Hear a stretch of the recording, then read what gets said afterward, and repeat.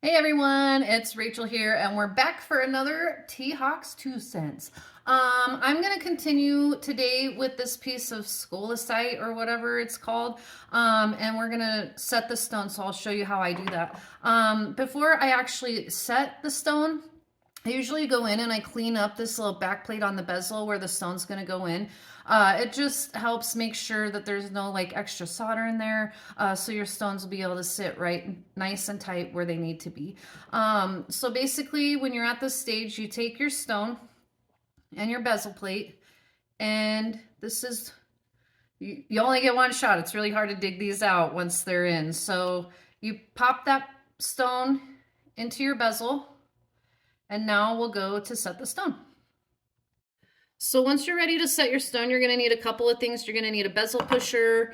I do like to use this flat tool on the corners, and then a burnisher to finish out the edges when you're done.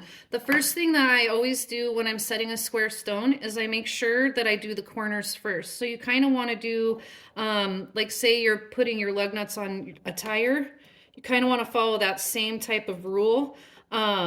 You do the first corner, and then you don't go to this corner, you actually go to this diagonal corner.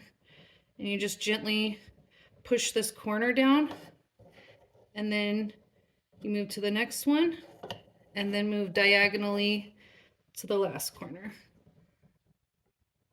So once you have your corners down, I take my bezel pusher.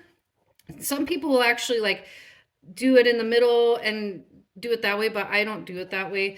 I usually just go from one edge and then from the other edge until I get to this middle part right here and push it down. Simple as that. There's one side. And again, you don't want to go to these sides. Since you just did this side, you want to go over here to this opposite side. There you go. Your stone is set. Then you take your burnisher tool and you just run it along the edges, and it just kind of pushes everything down and evens out any little metal nubbins, or nermies is what I call them. So now it's time to polish this little guy up, and the first thing I'm going to do is I'm actually going to put some painter's tape over the stone, and that's going to help protect it and keep it from getting any scratches on it with my polishing tool.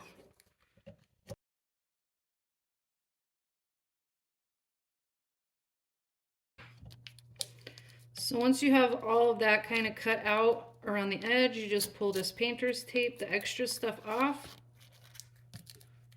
and your stone is now protected during polishing.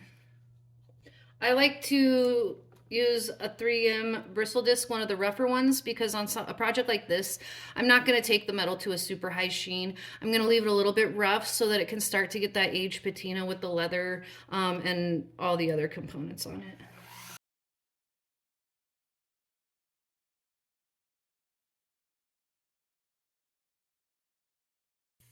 So once I have this kind of polished up the way that I like it, I do one final last step in the polishing process, and that is to take a red polishing disc. I like the red ones for this specific thing, or for this specific part of polishing, and I just basically run it along the very edge of the bezel to just clean it up and really help it shine so that the stone is the thing that pops in the whole piece.